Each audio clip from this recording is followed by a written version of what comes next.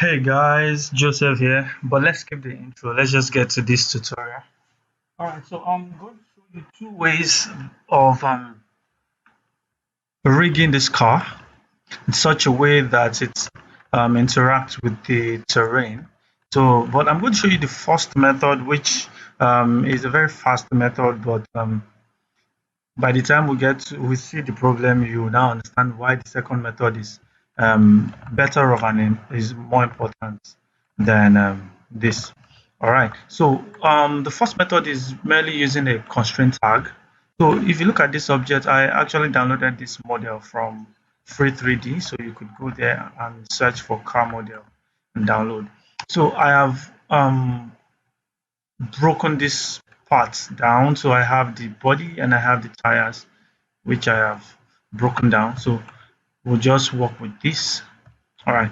So for me to use the first method, what I will do is I'm going to go to this car object. Once I select this object here, I'm going to right click and then go to character, then constraint.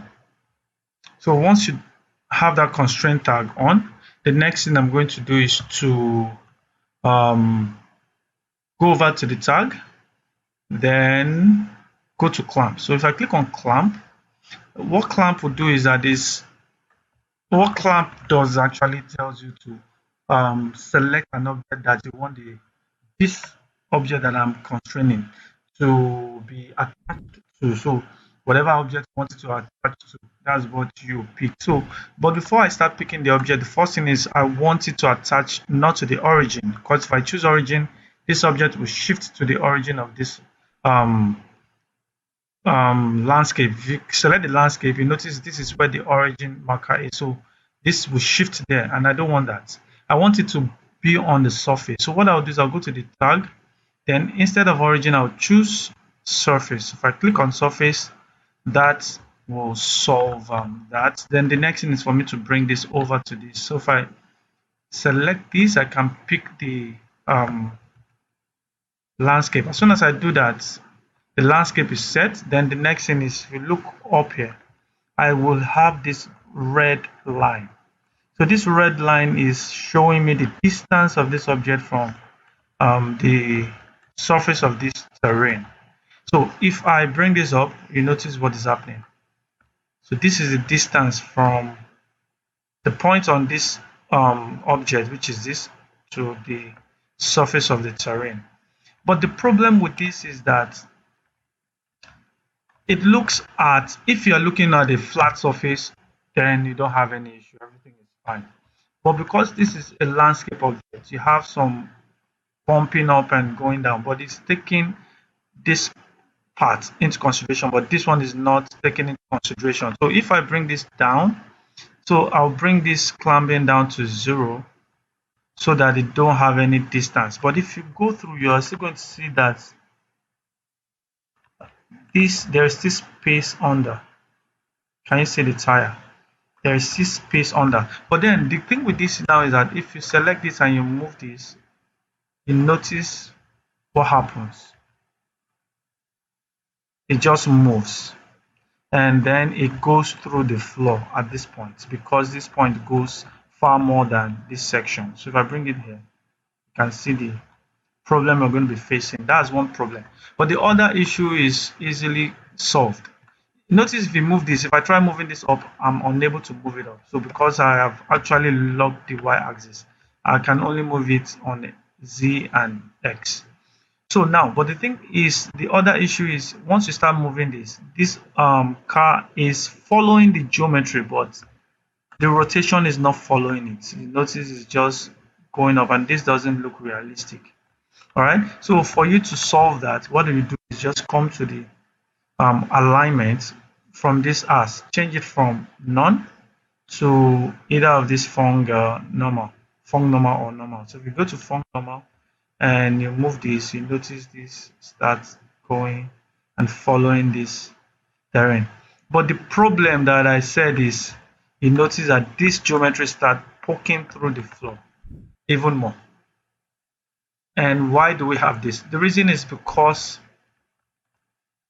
this clamp object or this clamp tag is not putting the geometry into consideration. Yeah, it's not putting this geometry into consideration. What it's putting into consideration is this origin for the object, which is this place. This is what is putting into consideration. So every other part, while it moves, it will collide, and that is not a realistic way of doing it.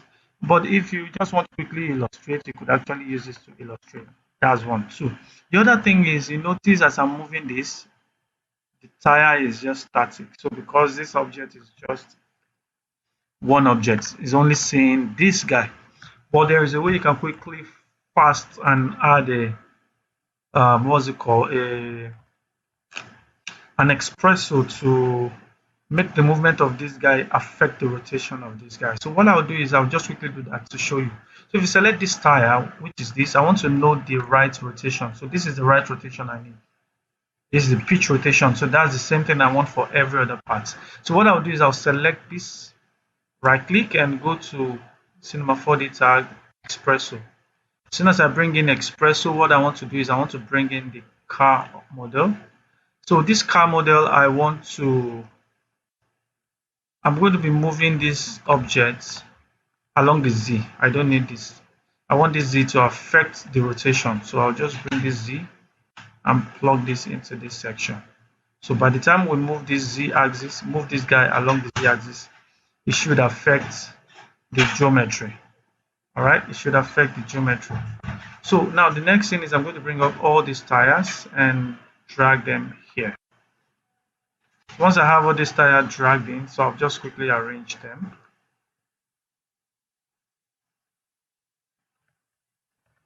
All right, so we now need to look for a way to convert this Z position to the rotation that I just mentioned. So the way I will go about that is making use of this expo. So if you go to the expo and you click on this search icon, you can just type range. So what we need is range mapper. So if I bring this range mapper, and that's what we're going to use to affect this tire. So we actually, one is actually enough since the rotation is the same. So I'll just bring this over to this, but before I plug this, I need to look at the range mapper. So if you click on the range mapper, you look at the data type, it's going to be real, not vector. Then the input is this guy, this is the input, and these are the outputs. Oh, but before we do the output, let's just select this and bring this, plug this to the input section. So the thing with Xpresso is that you have the blue section and the red.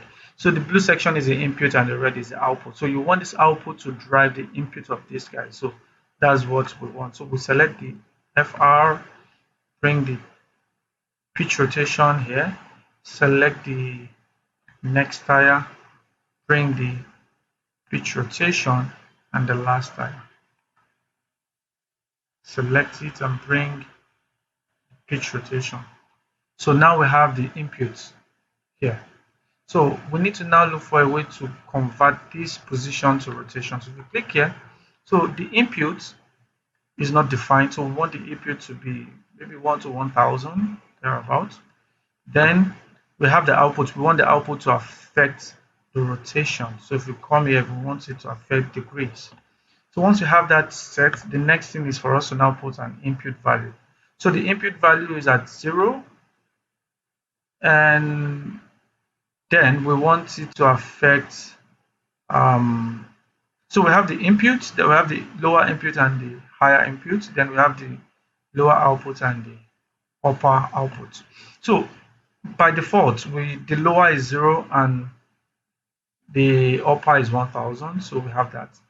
Then for the rotation, the lower is 0 and the upper is 360. So let's just plug that in and see what we get to have. So if I bring this and plug this here and bring this over to this section, you notice it quickly rotates a little bit. Okay, so we'll bring this also to the next one. Rotates. See that shift also. So now what is happening now is that for every 0 rotation, you do the division. So for for me to get 1000 movements units, well, I'm going to have a total rotation of 360. I know that is very small, but I'll just show you how it looks so that you see. You notice the tires are rotating, but very small rotation. All right, now another issue is that the rotation is going backwards. So I need to solve this problem. Notice the rotation is going backwards. So, but before I even do that, if you come here and you multiply this, so let's just say this is going to be 1800 rotation degrees. So if you move this, you see the rotation well now. See? But now the issue now is going backward instead of it going forward. So what we'll do is we'll come to this range mapper and change the value here to minus. So we could just say minus, and that solves that problem. So if you do this, it goes. But then if you feel that the rotation is still not, the FET is still not enough, you could actually add to it. So maybe I'll just say minus 360, add another revolution to it. So if we do this, all right, so that's one way of adding this. But like I told you, this doesn't really give you a nice effect because you notice the object is poking through this geometry. So which will now take me to the second method of rigging this car to walk along this geometry. So what I'm going to do is I'm going to just cancel this and delete everything I have here because I'm still going to use the same car model. So I'll bring this up a little bit. So now we're going to be using dynamics to do this.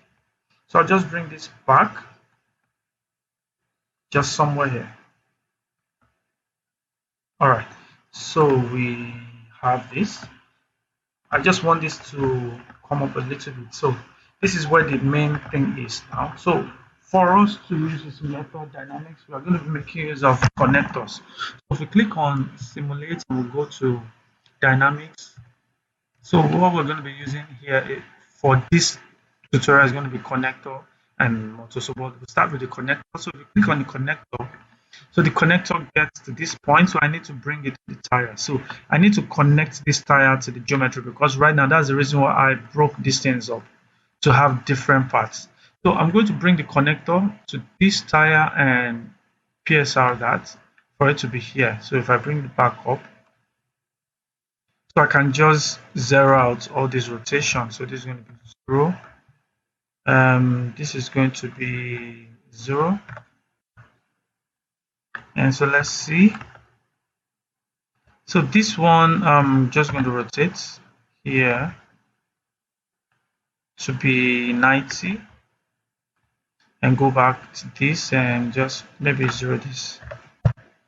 All right, so we have that done. So the next thing is to bring this here. So if I duplicate and drag, I have this. I need to bring this to the back. So if I click here, so what I want to do is I want to zero out the position. So I'll just click on this position.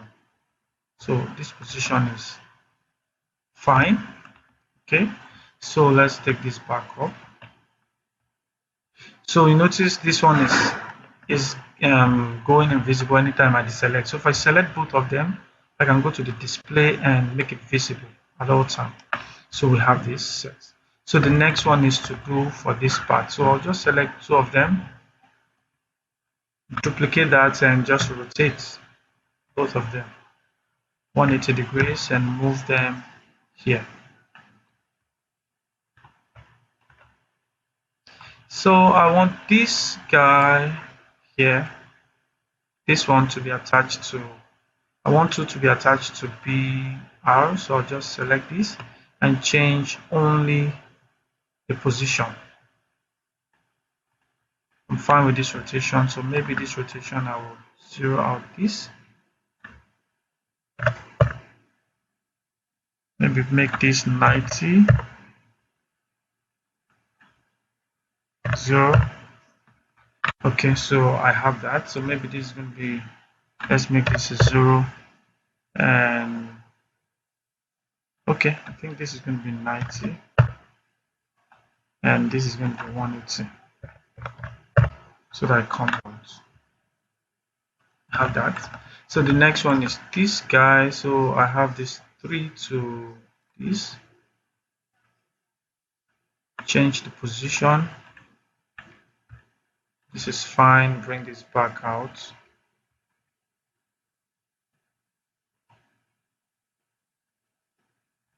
So maybe this should be 90. So I'm still working on this back tire. So this is 90 and 0. Okay, so for the 3, I needed to bring that out. So for this one, I think this is fine where it is. All I need to do is just to make sure everything is fine. So now that I have everything set and fine, the next thing I'm going to do is to create my spring. So what I'm going to do now is I'm going to duplicate all these guys, because these connectors that I have here, I want them to be hinged, but there are still other options. I have my suspension, which I'm also going to add, but then what I'll do is duplicate all these ones here. Once I have them duplicated, I'll change them to suspension. So if you look at this suspension, I can just bring this down a little bit. I think the orientation is fine as this. All right, so this orientation is fine. So I want these suspensions to be connected. So let's start connecting these guys. So the first one is here. So I'll just quickly do some naming. So I have this tire, so I'll double click it, Control C, go here, Control V. That's done. The next one is for the back, which is left, back left. So Control V, Control C and Control V rather. So I have the next one, which is here, which is the hinge. So which is the front right. So this is the front right. Control C, Control V, and this is the front. So this is the back right, which is this. So Control C, Control V. So we now start working on the other one. So we have this, which is this, supposed to be connected to this one. So Control C, down, Control V. So the next one should be under this. This should be under this. So I think this should solve that. So this is the back part, and this one also is the same. So I'll just Control C, Control V, Control C, Control V, Control C, Control V. So I have the names correct. All right. So once I'm done with these guys, the next thing is to start and then add my motto. So if you go to this motto, click on the motto. So I'll actually need only 2 mottos here. So for the either I think the front or the back tire. So I think the back tire is what drives the front. So what I'm going to just do is bring this motto to this back tire here. So if you select the back left, bring the motto there and just pierce out and take it back out. So this is it. All right, so we have that. Let me select and make sure it's always visible. Okay, so we have another one, and that should be for this back right. So back right, where are you? And let's bring this out. Okay, so we have this. We have that. So the only thing I'm just going to do is look at the position. So we have this, so I need to also move this guy, rotate this. So if I select this, I can just rotate, holding down shift to go 180. So once I have all these things created, the next thing is to start joining them. So one thing is common for all of them, and that is the body. So I'll select everything here and go to objects. Object A, I'm going to bring the body, because I know that is common for every one of them. All right, so for this one, I know this is going to be So let's see. So this tire is the tire back left. So copy that. Is it here? So this is tire back right. All right. So we know what we are selecting. So let's go to this tire back left and bring the tire back left, which is this. Let's go to the tire back right and bring the tire back right. Then this is tire front left. So this is tire front left also. So this one is tire back. This one's a tire back left. So just click here, tire back left. This one's a tire front right, tire front right, and tire back right. So you need to be sure that what you are doing here is correct. So what I can do now is to just select all of them and turn off the display. So if I play now, nothing happens.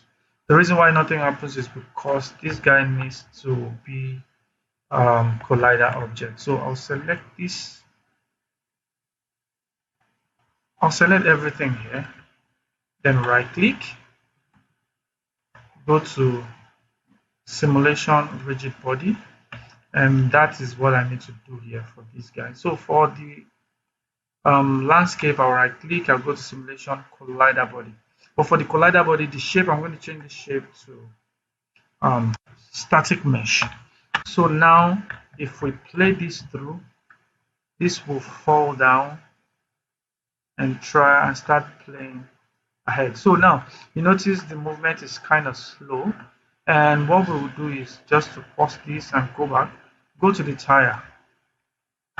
I'm just going to go to this force and increase this torque. So if I go to the torque and make this 200 start with, and let's play, notice what happens.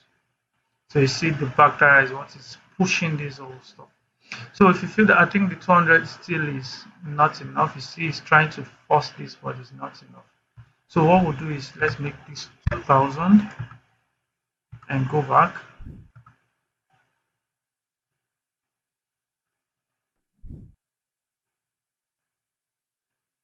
All right, so it's trying to move, but it's not going through. So the reason why this is, you can see how realistic this looks.